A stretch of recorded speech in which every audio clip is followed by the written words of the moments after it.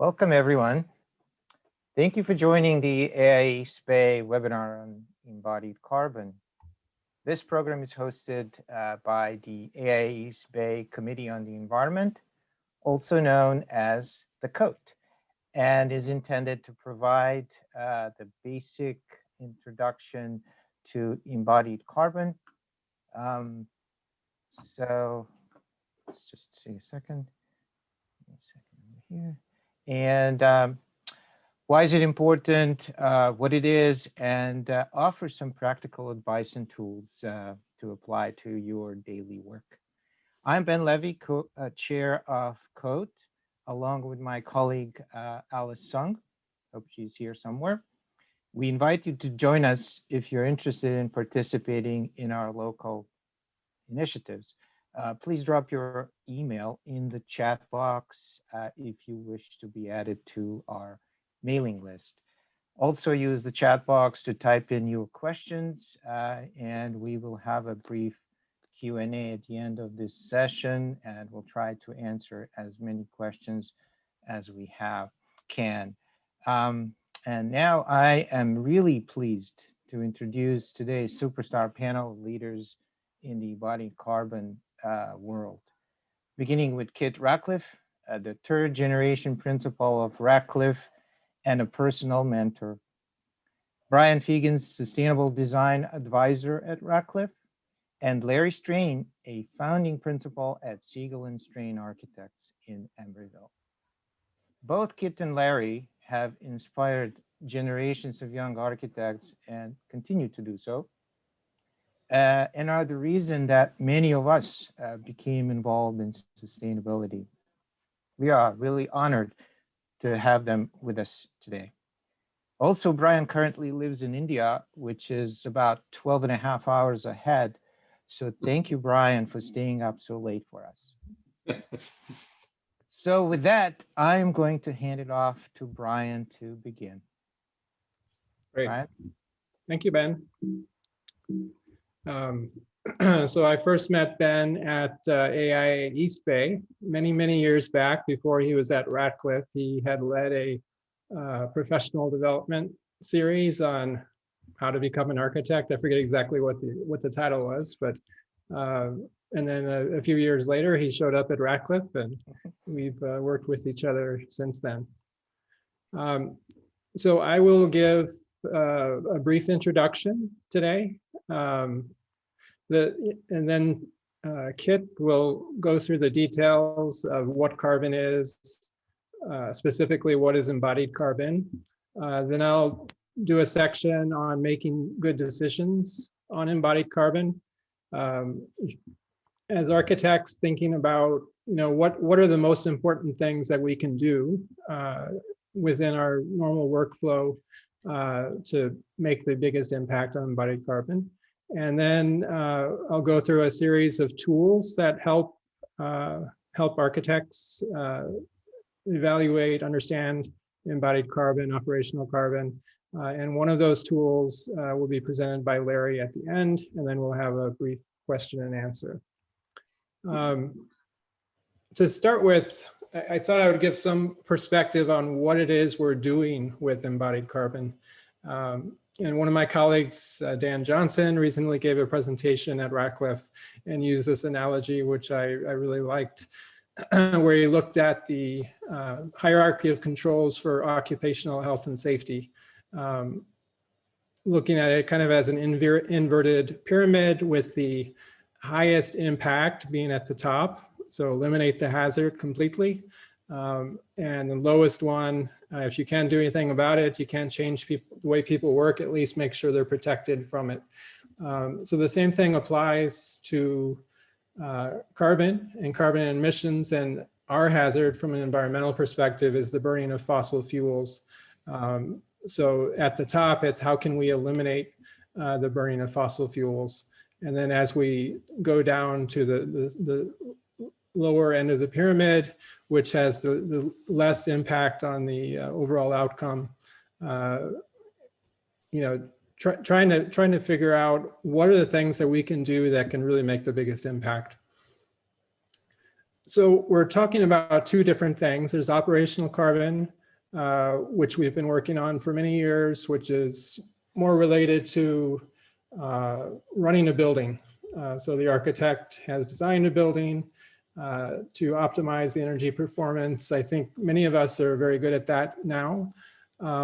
And the impact there is burning fossil fuels to operate it, which creates the carbon emissions.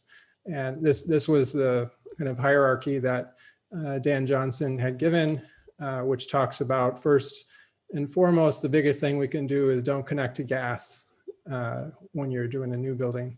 Or if you have an existing building and it's possible, eliminate the gas, which is the electrification movement. And then sort of moving down the next highest impact, separate the ventilation, which changes the energy use dramatically in the building.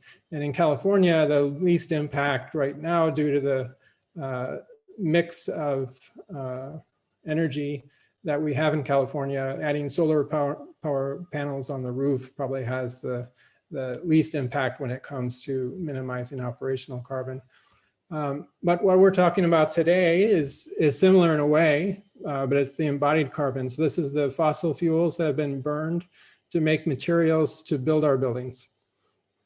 So you can apply that same concept of the inverted pyramid, thinking what are the ways that we can make the biggest impact. At the very top of that is addressing the client needs without a building. Is there a way they can do this, reorganize their program, change how they exist in their community to where you don't have to build a building, reuse buildings down the list, and so on and so forth. The challenge that we have is, as architects, we want to sort of optimize the design, and we spend a lot of time and energy doing that. But looking at the top three things on operational carbon and embodied carbon, you can get 80% of the way to a zero carbon building by dealing with those three. And that last 20% we spend so much time on, but it really has the least amount of impact, optimizing the design, the building envelope, those types of things. So with that intro, I will start with Kit, and he will give a presentation on what is carbon and why does it matter. Kit? Well, thank you, Brian. Yeah, I'm sort of going to probably back up a little earlier in the story than where Brian was just talking, and much of this will be familiar to you if you don't, you probably know it all, but I'm just sort of going over it just to kind of lay a floor. And in some ways, we're talking about these greenhouse gases, and just to refresh ourselves, carbon dioxide is a huge contributor when we really add it all up. But methane is incredibly powerful. We know that, very powerful. But it kind of moves into carbon dioxide and water fairly quickly over a 12-year period. So that's the good news around methane. But it contributes to carbon dioxide, of course. And carbon dioxide can be in the atmosphere and affect us for hundreds of years. And so that's a problem. Because once we start this, we're stuck with it. Nitrous oxide, some of those NOx and so on, they have they're very, very powerful. But again, they don't last as long as carbon dioxide. So I just want to say that we're focusing on carbon dioxide related to embedded carbon, which we mean by the emissions that were involved in creating the materials that we use. Okay, next slide. So, carbon's sort of gotten a bad name through all this. So I'm feeling a little defensive. I want to kind of promote how good carbon is. It's really our friend. You can see it's the fourth most prevalent element in the universe. It's 15th on the Earth. It's almost half of our dry biomass. It's abundant all over in our bodies, and it's a fantastic element in that it has these 4 stable valence bonds, which really allows it to bind with all kinds of things and create, really thousands of organic compounds. And that's really at the root of our living systems. And we know, just because it goes on rings, it's very rare in nature. but it is the king of the elements. I mean, it's a fantastic element, which we all know, but I'm just making a plug for it here. Okay, next. But then we get, then we see what carbon, how it operates in the crust, and we all know about this, but there's a carbon cycle where well over 200 gigatons of carbon circulate each year between the atmosphere, all through the biosphere, basically. And but the trouble is we're adding about 5% to that total, which wasn't there, and that's creating problems. And the 5% that we put out gets about half absorbed in land and sea and about half in the atmosphere. And so that's a problem. And one of the things to be very clear about is your units. And so I'm making a little point in red here about carbon dioxide is different than carbon. Carbon dioxide weighs 3.67 times as much as carbon. So if we're talking about gigatons and so on, we've got to be really careful of the units. So for example, in 2020, we added 37.5 gigatons of carbon dioxide to the biosphere.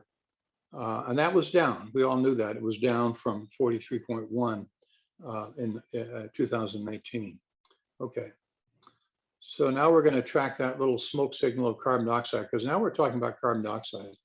And one of the things that this diagram came from the UN panel, identified was in the whole emissions pie, the emissions around making things, building materials and construction is about 11%.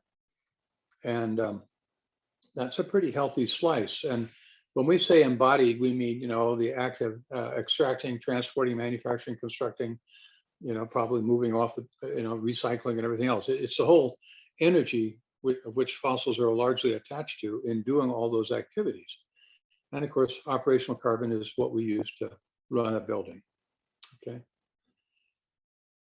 So if we look a little closer at this, I did a little chart here where you can see embodied carbon, that rectangular gray. And then once the building operates, we go into another opportunity for emission, which is that triangular piece. But what's happening is that the fuel mix is that we use both to make things in California. I'm going to give you California numbers, but probably globally, the fuel mix is getting greener, meaning we are getting reducing the carbon dioxide related to producing energy that we can use in operating buildings. And it's getting greener all the time. And so if I just look at the California numbers for 2019, it's kind of interesting. I just checked it online. You can find it under, I think it's called total, what is it? Total system electrical generation online. Anyhow, I didn't know this, but apparently we still have 3%. We have actually, first of all, we have 14 categories they list is in what's in the California fuel mix. It's kind of interesting. And 3% is still coal. I didn't think we had any coal, but we have 3%. And but natural gas, which we know, and Brian says disconnect the gas, it's a whopping 34% of our fuel mix.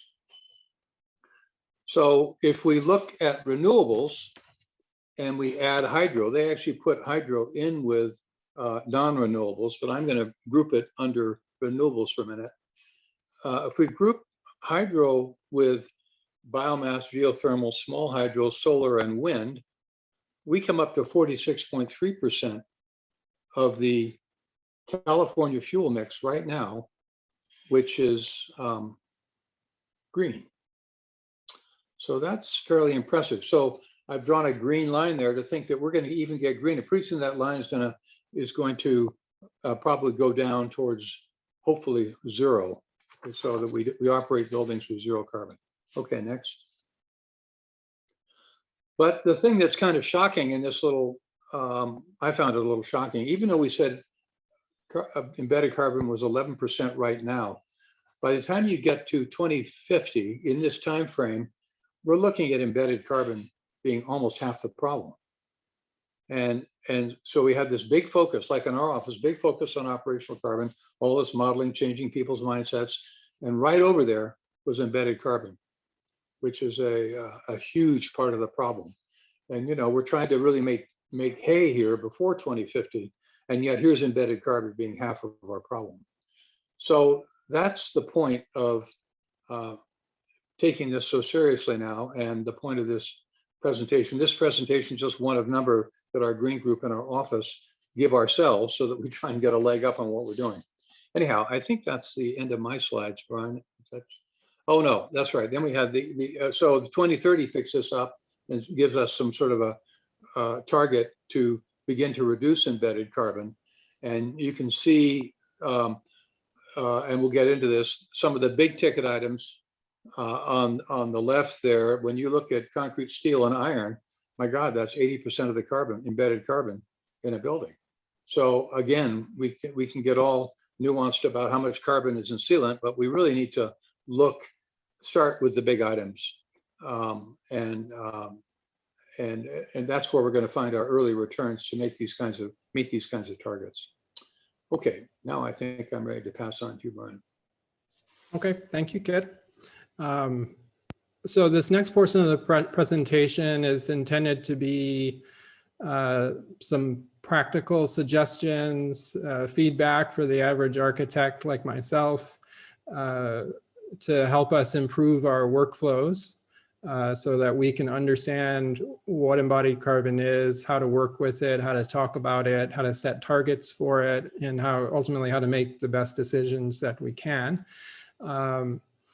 You know, I see a lot of advertisements about these super in-depth decarbonization of the grid presentations, and you know, it's kind of overwhelming even to me, who, you know, someone who knows a little bit about embodied carbon. So I'm not going to really get into that level of detail, and it's really more about you know, like Kit said, what are the biggest things that we can do to make an impact, and what do we need to do to build our skill set to become good at that. So I'm going to give a brief discussion about comparing embodied carbon to operational carbon, looking at where it is in our building so that we can understand what it is that we're targeting, and you know, where in the building can we make the biggest impact. What are the targets that we should be setting? How do we make good decisions? And then I have a section at the end, just before Larry speaks, about a series of embodied carbon tools that other architects and contractors have developed or are currently developing. I don't get into how they're used, but the intent is to give a preview to what the tool is, what it can do, and what kind of outcomes you can expect.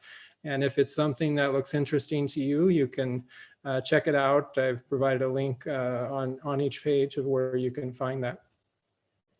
So comparing operational embodied carbon, if you know, that relationship changes over the time period that you're looking at. So if you're looking at a 60-year lifespan of a building, your typical code building, the energy is probably 3/4 of that over the lifetime of the building, and the embodied is 1/4.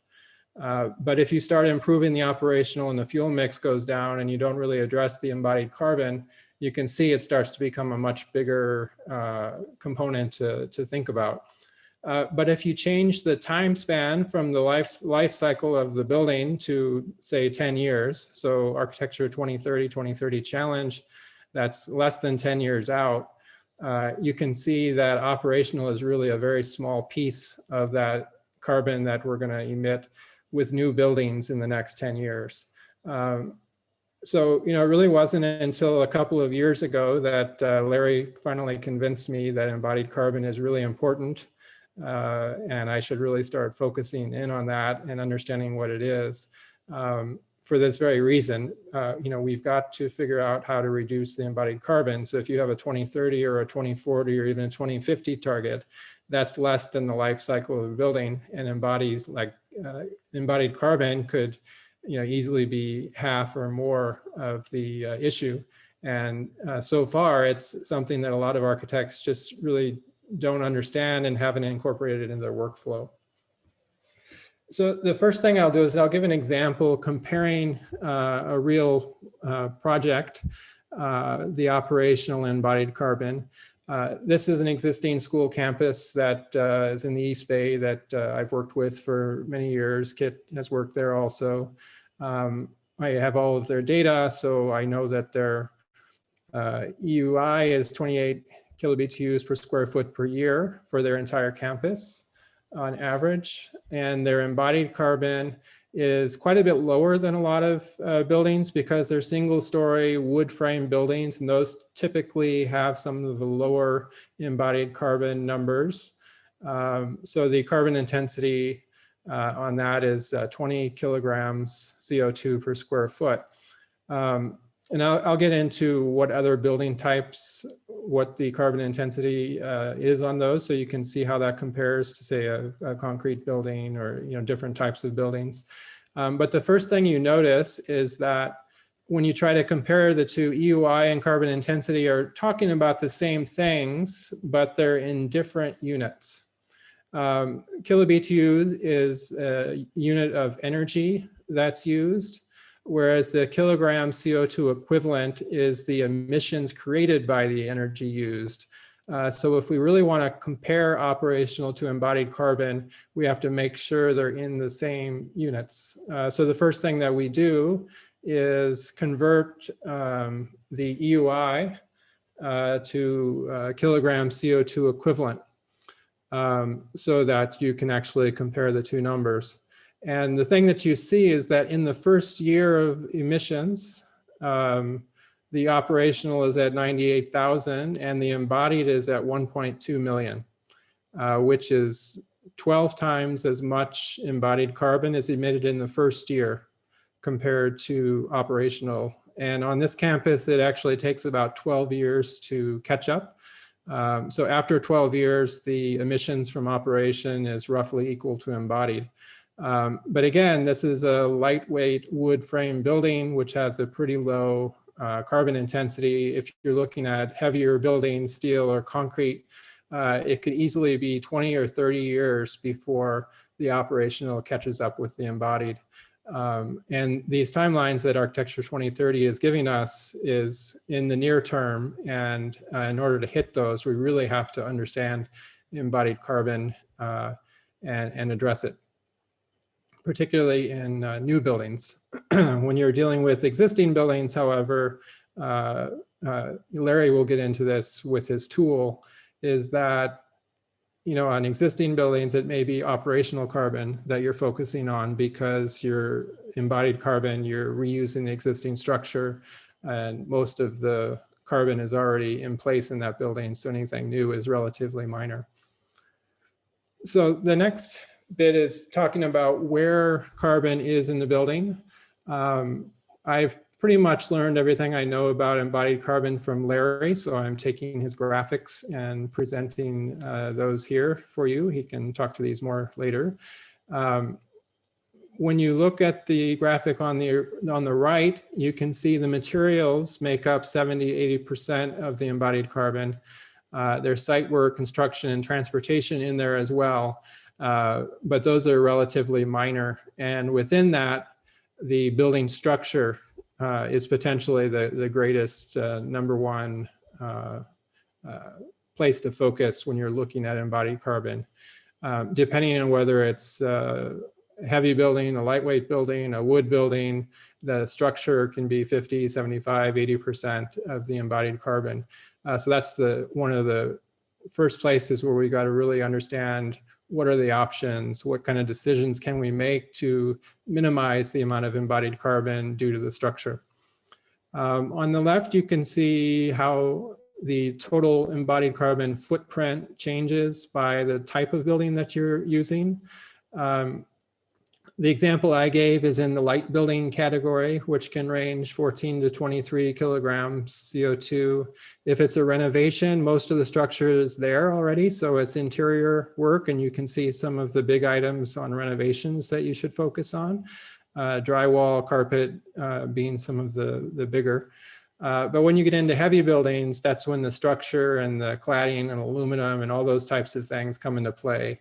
And you could, easily be, at the low end, 5 kilograms, at the high end, 45 kilograms. So there's a pretty big range. So this makes the point, if you can renovate, you can save a significant amount of impact from embodied carbon. This is how to set targets on embodied carbon. This is very similar to the Energy Star calculator that we've used for many years on energy, where they have the CBEX database that has all this data on similar buildings by type and by location, and medians and highs and lows.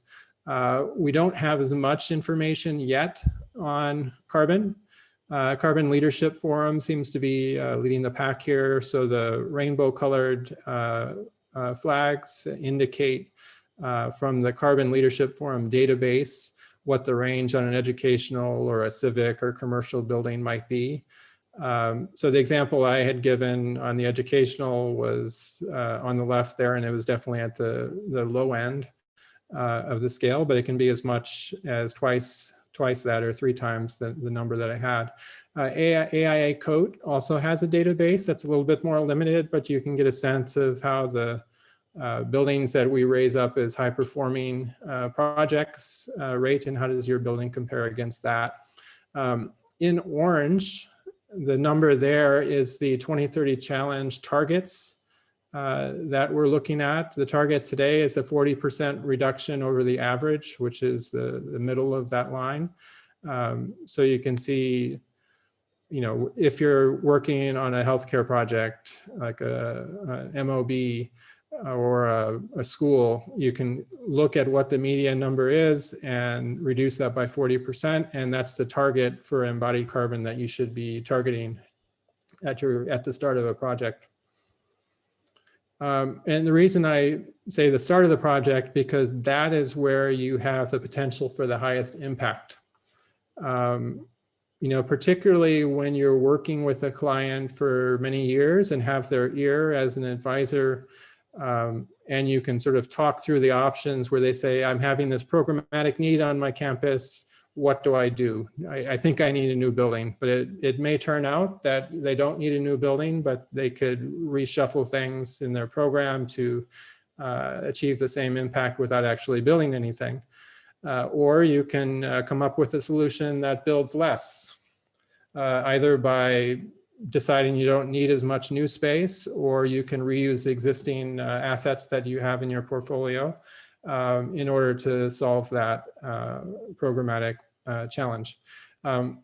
So the obvious things of building nothing or building less or reusing existing, those decisions come at the very start of a project. So this chart looks at the project phases. You can see in the planning and even at the interview stage, if you can push towards a low embodied carbon building, that's the time where you can really make the biggest impact. But as you move into design, you've already made a lot of the key decisions. So you're talking about how can we optimize the design in order to use less carbon in the selections that we make in the building design, in the materials and the structural foundation, the concrete. But it's really the big impact in that phase is once you've decided on the scope of the building, what is the building structure? Can you do it out of wood, which has potential to be the lowest embodied carbon? Or is there other lightweight ways of doing it? And concrete being at the high end of embodied carbon, is there ways to do this without using as much concrete? But then once you get into the design development or CDs, your ability to impact embodied carbon performance, just as it is with energy performance, goes way down. And then you're really looking at optimizing building systems, being more efficient, trying to minimize waste, those types of things. So it's really becoming fluent on those early phase decisions that are really key. And that's what some of the tools that I'm presenting will talk about, as well as a section on once you get to the design phase, how to optimize. So what I thought I'd do next is to show 3 projects that I've worked on and kind of do a post-mortem on them to say if embodied carbon was part of the conversation, would our design decisions have changed? The first one is an all concrete building that was a very high performing building, one of the first LEED Platinum schools, won some awards, but that was really before embodied carbon was being talked about. How would it look today through this new lens of embodied carbon? The second one is something that was completed recently. It's a renovation of existing school, existing building, industrial building, converting it to a school campus. And the third is renovation of a very small, older wooden portable classroom. So the first one, it's a 2-story, 12,000 square foot building. The buildings that were performing well for the school were concrete, and the ones that were falling apart were wood. So the school already had a preference towards using concrete, but energy performance and sustainability were really important to them. So we focused on indoor air quality, and the visibility of sustainability features were really important to those, green roofs, solar panels, skylights, those types of things. At the time, 24 kilobtu's per square foot per year was a pretty good EUI to have. And you can see the operational carbon from that was 16,800 kilograms CO2 per year. But if you look at the carbon intensity, this is probably one of the highest carbon intense projects, construction types that you can use, all concrete, at 45 kilograms per CO2 per square foot. So the embodied carbon for the building is estimated roughly 540,000. So I gave two hypothetical choices. If we were to have built it out of steel or built it out of wood, how would that have changed? You can see out of steel, it would have been 33% less. And then if we would have built it out of wood, it would have had 50% less. So through the lens of today, we might have made a different decision on that project to really address the sustainability concern that they had, but embodied carbon just wasn't part of the conversation in 2008.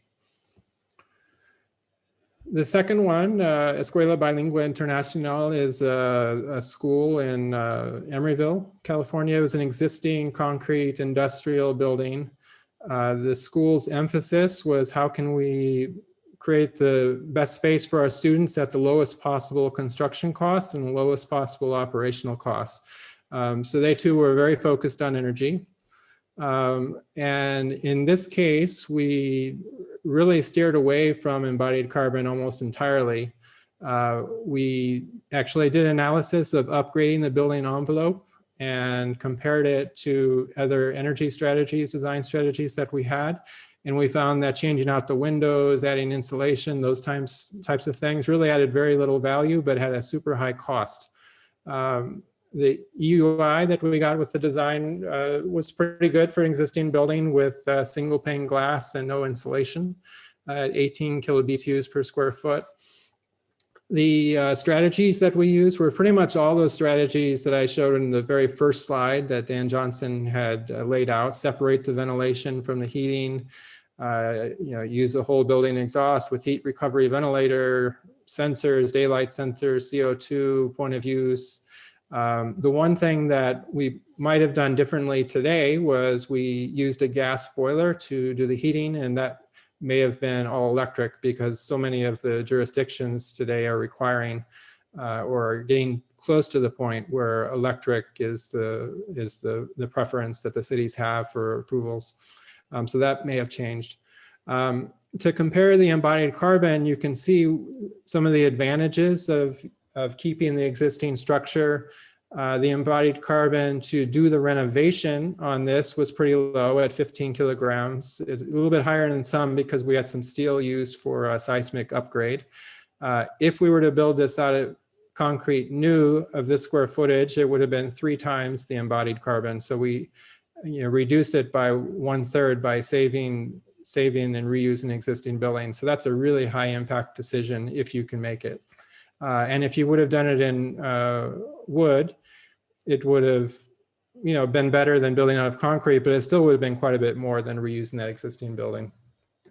The last one is a very small project that a lot of schools face.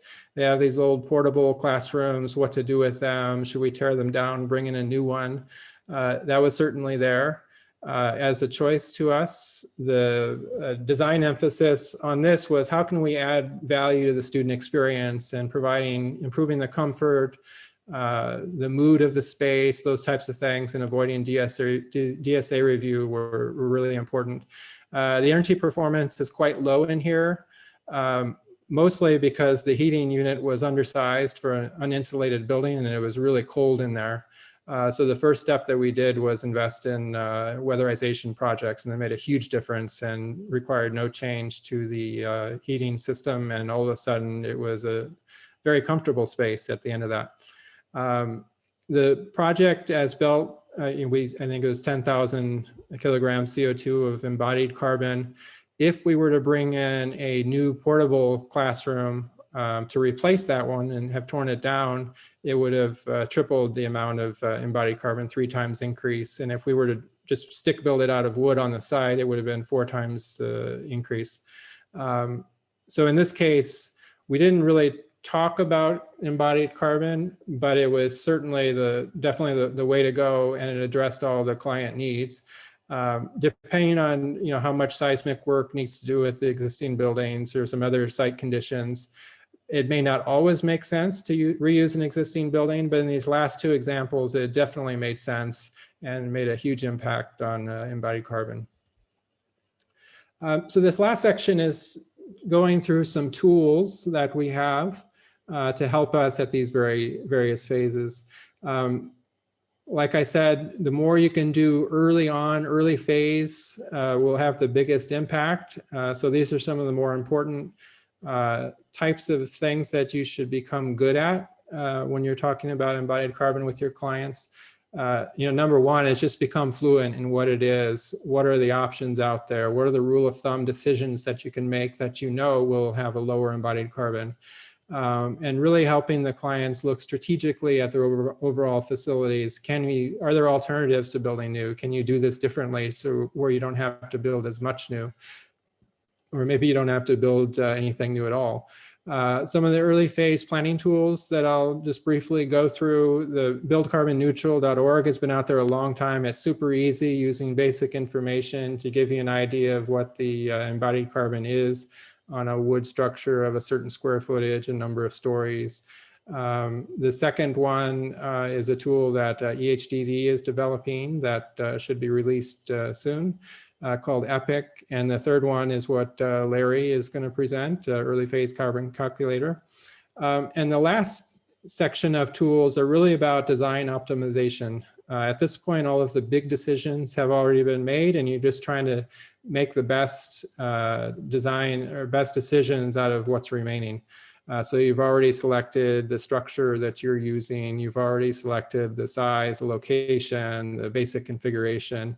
And this is playing around with spacing of the structure, what's the building envelope, what materials should we specify, analyzing options in Revit to see what one building system, building assembly compares to another. And the last one is a little bit more towards the construction side of material sourcing, which is EC3, Embodied Carbon and Construction Calculator, which is really useful when you're starting to review submittals, on concrete or a gypboard, those types of things. That really helps you understand, is this material going to help us meet our embodied target on the actual construction of the project. So the first one, this was top 10 things to do to reduce embodied carbon. That's on the AIA website that Larry had put together many years back. This is very useful, and this kind of falls into the rule of thumb type things, choosing lower carbon materials, reusing materials, maximizing efficiency, minimizing waste. This next one, Build Carbon Neutral, is probably one of the simplest tools out there that has some use. Very basic information, total square footage, stories above ground, is it steel, concrete, or wood structure, where is it located? From that, it will tell you how many metric tons of CO2.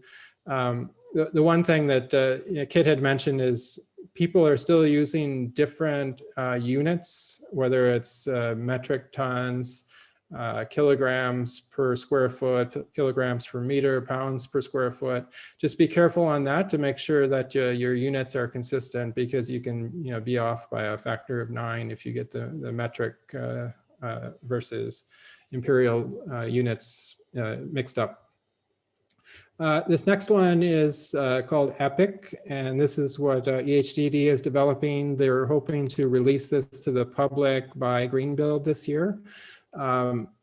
This was that kind of high impact, or the project timeline diagram that we used before, and you can see it really focuses on the early phase assessments of, how can we maximize the use of existing buildings and build less, and then how can we make these big decisions up front to really hit those targets to get as low as possible on the total carbon. And this looks at both the energy performance, operational carbon, as well as embodied carbon together in one tool. It's a little bit like the Energy Star calculator plus the carbon neutral thing combined, but with a lot more bells and whistles to it. And I think it really has a lot of possibilities.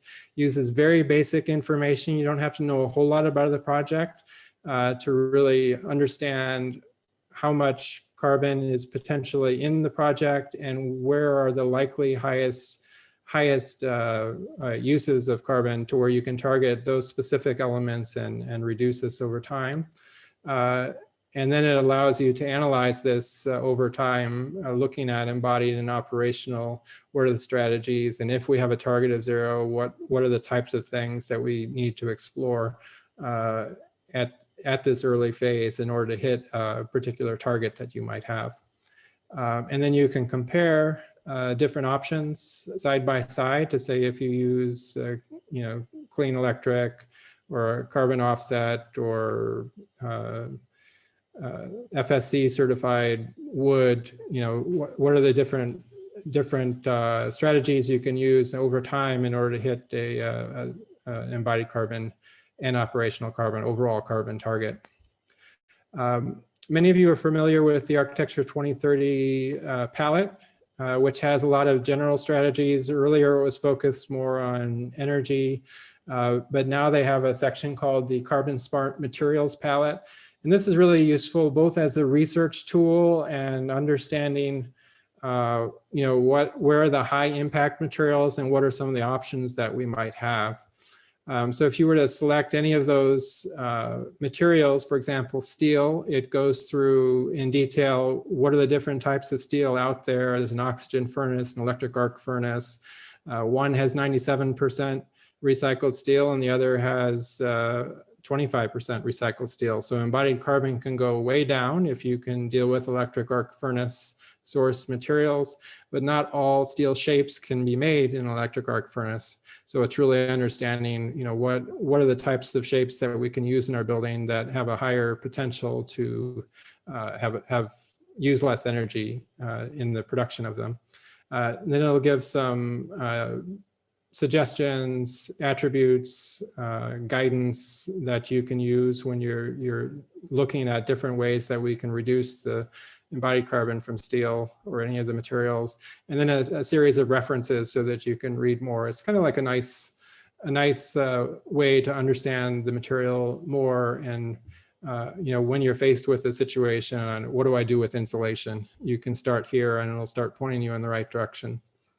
The next tool is called Kaleidoscope. It's by Payette Architects in Boston.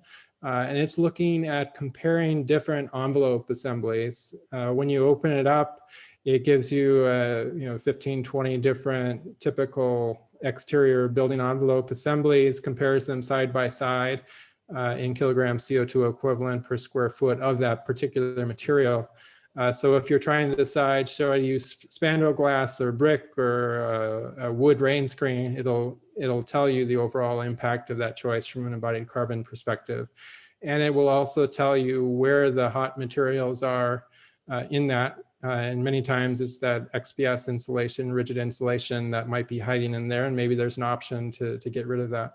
So this is kind of a fun tool to really compare the building envelope and make informed decisions. But again, it's at that optimization phase. It's not going to have the huge impact, but when you're trying to make a choice at the material level, it's very useful. This next one's kind of fun. It's called Timber Tool, and it's kind of an intro to using mass timber and what that looks like with column spacing, column sizes, floor to floor thickness or heights, those types of things. So you can enter in different things to see what the grid optimized for an office building or a residential tower might look like. And it'll actually model it for you to say, you know, if you want to do wood on a 20-foot spacing, this is what the beams look like, and this is the rough sizing on the columns. So again, it's a, you know, not a big impact tool, but if you're not familiar with mass timber, which is a big impact decision, can I do this project out of mass timber? This might be a useful tool. The next one, which a lot of people are using, is called Tally. I think you know, many people are familiar with this. It's now a Revit plugin. Kieran Timberlake developed it, and I just heard that Building Transparency, who runs the EC3 tool, just acquired it from Kieran Timberlake, but it's sold through Autodesk. And what it does is it uses lifecycle assessment data and takes the Revit data, metadata that you've input, and then assigns kilograms CO2 per square foot or per unit, I believe. And so that way you can get a very detailed estimate of how much carbon is in your building and where is it, which is the bigger benefit. So you're really, you know, taking your Revit families, assigning information to it, which then comes out to say, okay, if you've got a masonry brick running bond, it has this embodied carbon impact as a result of that many units of that material. And then that shows up in the overall weight of the building materials is on the left, and then the kilogram CO2 embodied carbon is on the right. So in there, it will say 15% of your, in this particular building, it's a school building that we did at Ratcliffe, 15% was in foundations, but the biggest one that we saw was XPS rigid insulation. So this really pointed us in the right direction to say, if we were to try to reduce embodied carbon, you know, looking at the aluminum cladding on the exterior, the rigid insulation, and the reinforced concrete, those are the areas where if we found alternatives, we could really make a big impact on the project. So that's what we did. We looked at several different options on that to try to optimize the outcome for that project. This is the EC3 tool, which is Embodied Carbon Construction Calculator by buildingtransparency.org. It's quite detailed, and I believe it was developed more for the construction industry perspective. So if you've got a submittal on concrete,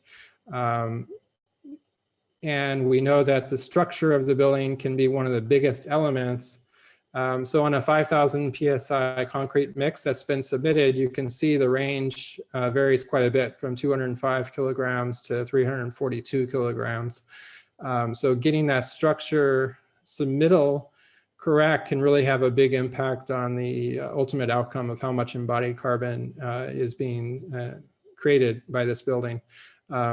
And you know, they just have hundreds and hundreds of different central concrete mixes that you can go through to find options that will optimize and help you hit the overall embodied carbon target that you have. The last one that I have is not quite a tool, but it's some research that's going on in the Pacific Northwest looking at wood. The concept is that wood could potentially have a very positive outcome in that trees sequester carbon. But that only happens if it comes from a sustainably managed forest. You can see here it compares different sources of wood, and the embodied carbon carbon intensity varies quite a bit depending where it came from. You can see steel on the left. And if the wood comes from a not sustainably harvested or sustainably managed forest, it can be just as bad or worse than steel from an embodied perspective. But if it comes from an FSC certified forest, it can be quite low and really be a positive asset, helping you hit these low embodied carbon targets. So now I'll turn it over to Larry. Very glad Larry joined us in wanting to give this presentation. Like I said, I really learned pretty much everything I know about embodied carbon from Larry. Many years ago, he came to Radcliffe looking at embodied carbon, had all these numbers, trying to figure out what to do with it. But today, he's really become an industry leader on embodied carbon and really has a good way of, talking about embodied carbon in plain language that you can understand and really make those high impacts. So Larry, I will turn it over to you. Just before we get there, Mike, is there do you think we can go until 1:15, say, give Larry enough time? And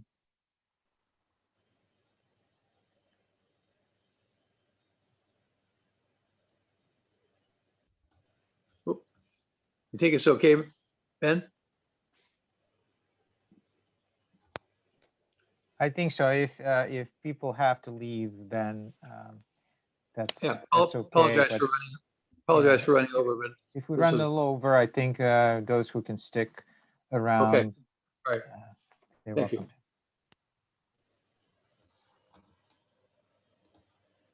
There we go. Well, thank you. Embodied carbon has been covered very well. That was really a very detailed and good presentation on both ends of what it is and various tools out there. I'm really going to focus on a specific piece of this, which is kind of avoiding carbon in the first place, which is why the existing building conversation matters so much.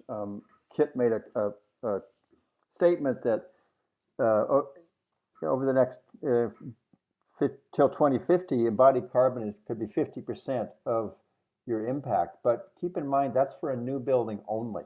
So existing buildings, all the buildings out there are still emitting operating carbon. So that's when you're building a new building, that's completely correct. But we've got all these existing buildings out there we have to figure out what to do with. So there's really two reasons why we need to start saving them and upgrading them.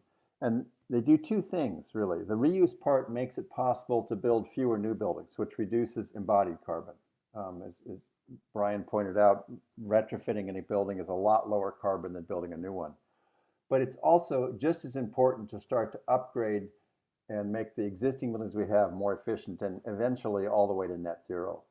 One of the problems with existing building upgrades over the years is that the energy programs and Department of Energy programs and local utility programs have typically had targets like 20 to 30% better than the current operating.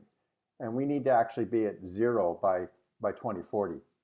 So we have to go much faster. The upgrades have to be much deeper, and we have to electrify these buildings. So this tool that we're working on really looks at the total carbon impacts of three scenarios: an existing building, just what would happen if you just left it alone, how much carbon it would emit over a given time period; a replacement building, if you rebuilt a new efficient building and replaced that building; and a retrofitting and upgrading the existing building you have already got. So it looks at those three scenarios and figures out what your total carbon impacts are on each of those scenarios. Let's see if I can change this. This is okay. So we set out, the problem is we haven't had a tool that can look at all the different aspects of embodied and operational together in the same project. And so it's similar to the EPIC tool that EHCD is working on, but it really focuses a lot more on existing buildings. So what it does is it compares both the operational, embodied, and avoided carbon over different time frames, whatever you set. And it looks at an existing baseline building, replacing it with a new building, and we have 4 different building types you can select to most match your possible replacement building. and then reuse and retrofitting the existing. We have a menu of retrofit options. You can sort of select the level of retrofit you expect to do on your building. So this is what it looks like. It's got basic, and I'll go through this in more detail. It's basically got, let's see if I can get this thing off my, right now it's an Excel-based tool. We're looking at moving it to a web app tool. It's got a menu for renovation, 4 new building top options.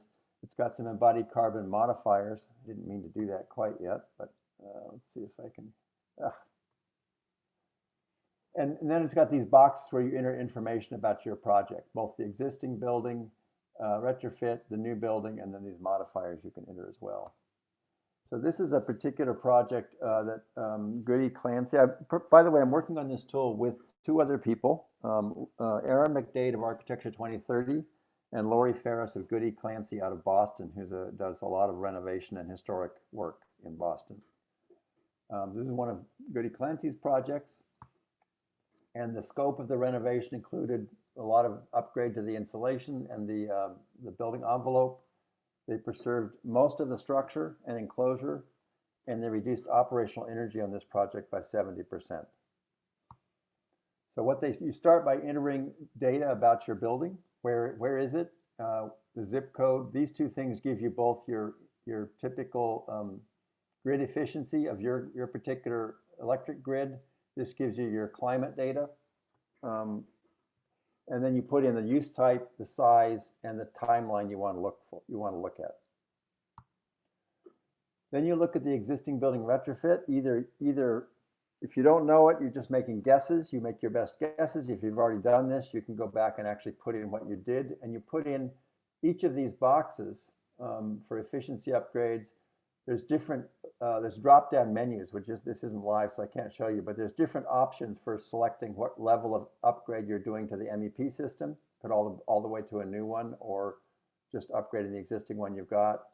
It's got envelope upgrades, and again, there's drop-down menus that you can select the level of upgrade you're doing. And then the same with the building renovation. Are you totally gutting and replacing the interior, or are you just replacing finishes? So all these things have different things, and each one of those different selections gives you a different embodied carbon output. And we have actually a newer version of this that actually totals all this at the end, so you can see what the total is for that total upgrade. And if you've got structural upgrades, these numbers aren't going to be as low as some of the numbers Brian was showing. If it's just an interior upgrade with some MEP upgrades, it's pretty low. But if you actually have to do major upgrades, it's going to get closer to a new building. So this is why it's important to actually know what you have to do to your building, because some buildings, it's not going to make sense to save. Some buildings, it's going to make sense to take it down and build a new one. If you have enough work you have to do to that existing building from a carbon standpoint, you won't save as much. Then you can enter your operational estimation. It gives you your default for your existing building, what the default is for that CBEX database for that building type. And then you can set your performance target anywhere from 20 to 80 to 100%, all the way to net zero, better than the baseline. These are the different upgrades, the kind of upgrades you can do for the different menus, that each one has a different embodied carbon output.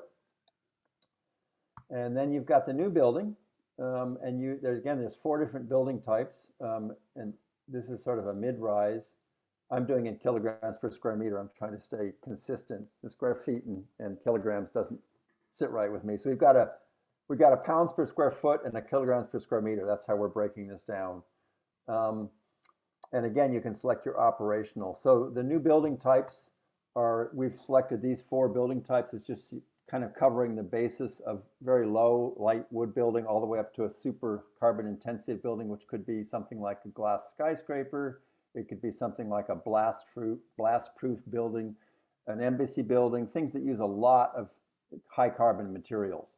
But most of the work that we work in are in these first 3 categories, probably all the way from a house to sort of a housing type, wood frame over concrete, parking deck, all the way to a mid-rise concrete and steel building. And these give you just rules of thumb.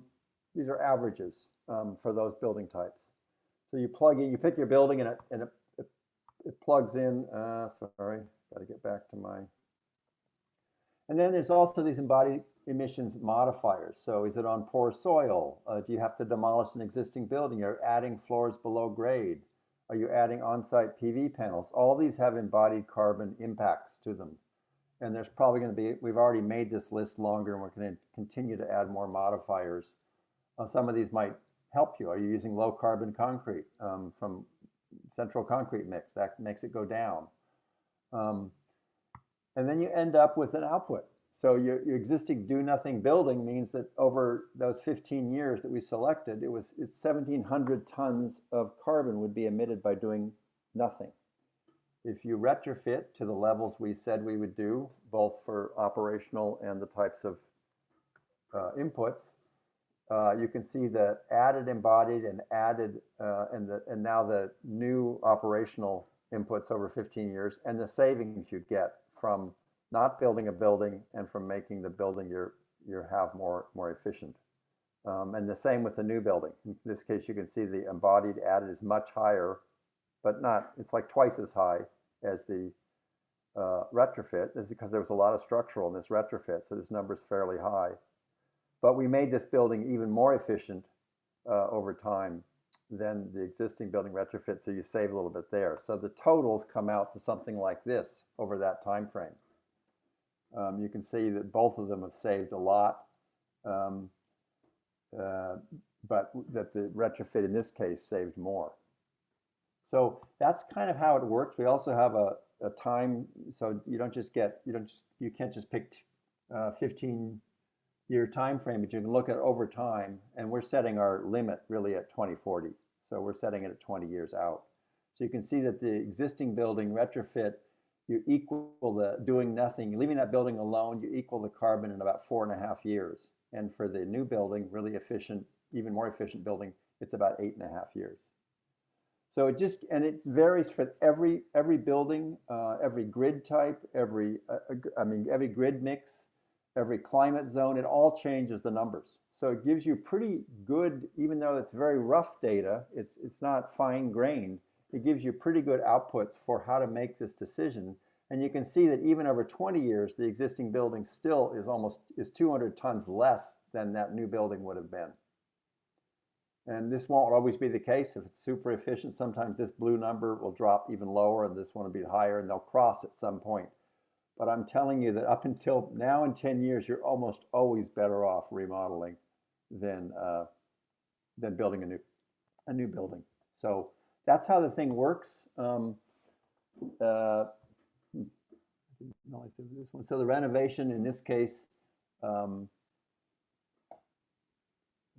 I wasn't expecting this slide, so I'm trying to figure out what it works. But anyway, the renovation was about 245 kilograms total. The new building would have been 500.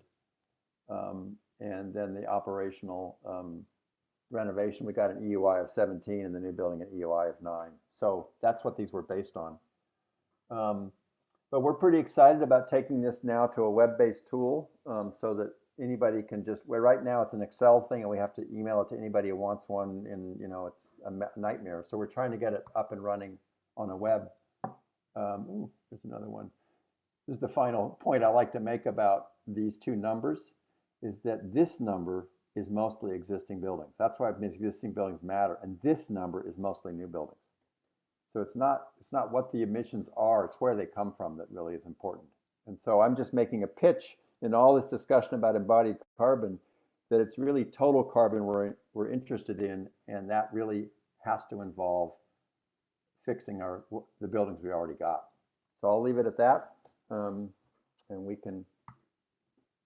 I've just got all these extra slides at the end, don't I? I'm going to stop sharing, or I'm just going to keep going forever with existing slides that I threw out, and they're still in there. All right. Would love to go on forever. It's so much information that we've heard today, and very, very interesting.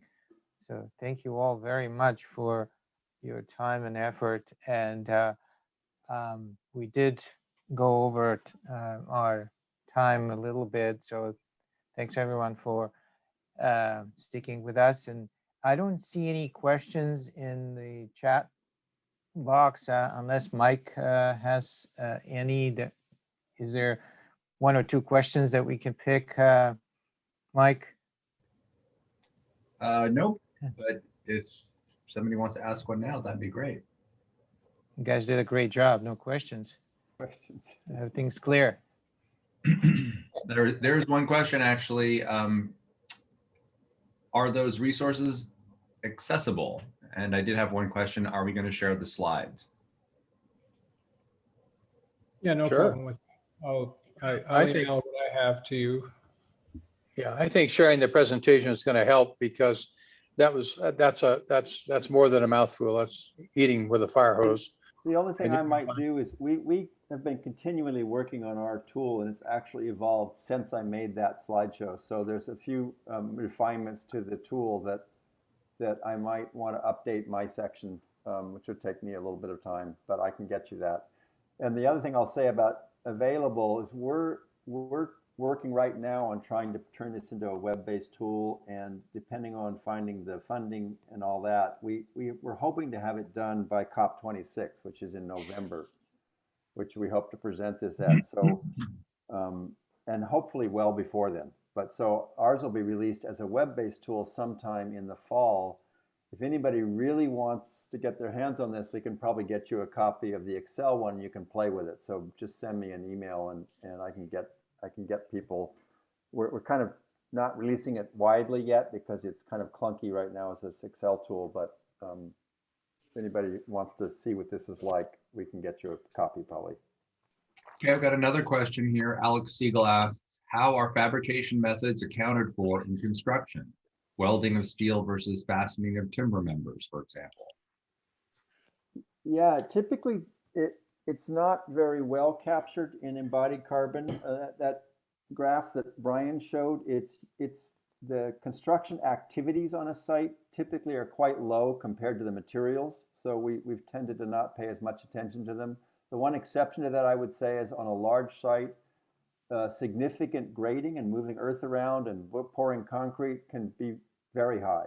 So, but in actual, what kind of construction methods you're using is going to have a very small impact. So there's not very much research that's gone into that. I think my chart showed it was in the 5 to 8% range of the total carbon of a building usually, and I think that's not far off. Okay, well, we've got a question here from Shaylee Dave. If concrete is more durable than wood, in the long run, wouldn't using concrete be more efficient? Except we don't have a long run anymore. Don't forget that. We only have a short run. There's no end game in this. If we don't solve this problem in 10 to 15 years, it's not solvable. So the reason that Brian made those great slides about, the moving from embodied carbon over a 60-year lifespan to then down to 10 years is 10 years is what we got. So yes, operating carbon always trumps embodied carbon over the long haul, but we don't have that long haul anymore. We've got to figure out really fast, quick solutions that get a lot of carbon out of the built environment right now. Okay, here's the $64,000 question for the day. You do have some general tips for explaining the cost benefit for all this technical information to your owner, clients. Is there a simple, easy to digest pro and con document? In other words, this is super complicated. How do we dumb it down so that we can sell it? Yeah, I don't know. If you guys have anything to say, add to this, Brian and Kit. It's a hard one. I don't think you're going to get a good cost benefit on embodied carbon. Typically, it's going to be at best a wash. It's not going to be a lot cheaper to do a really low carbon building usually, although it's just the cost isn't the big, it's the carbon that's got to be the argument and the time, I think. I think cities, we just got off the phone before this call with the city of San Antonio, and there's cities that are jumping into this, trying to start to put in policies in place that would say you have to consider embodied carbon in your projects from here on out. And there's more and more that's happening. That's going to be happening more in the next decade. So it's not going to be so much an argument as a requirement probably pretty soon.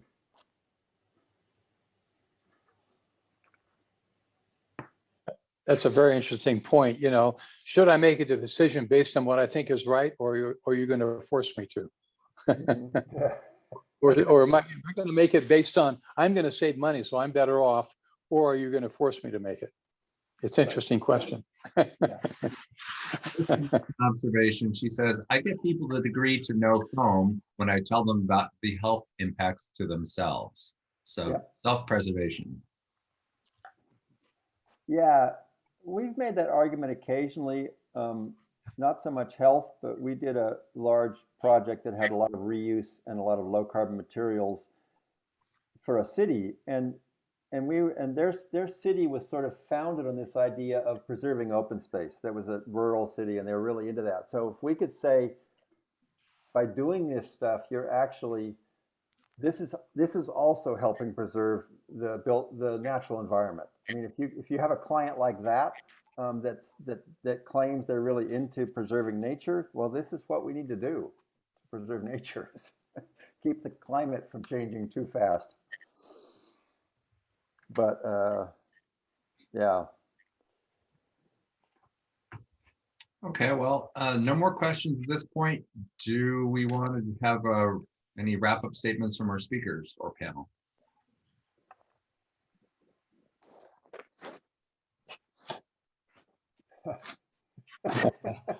We've talked a lot. Yeah. Exactly. Thanks All for right. having us. I think I just want to thank to all of you, Brian, Kit, and Larry. Really great presentation. And just to kind of reiterate that we will be posting the recording of this presentation maybe later this week or as soon as possible to our website, East Bay website. And we'll try to get slides from all of you and then share that as well.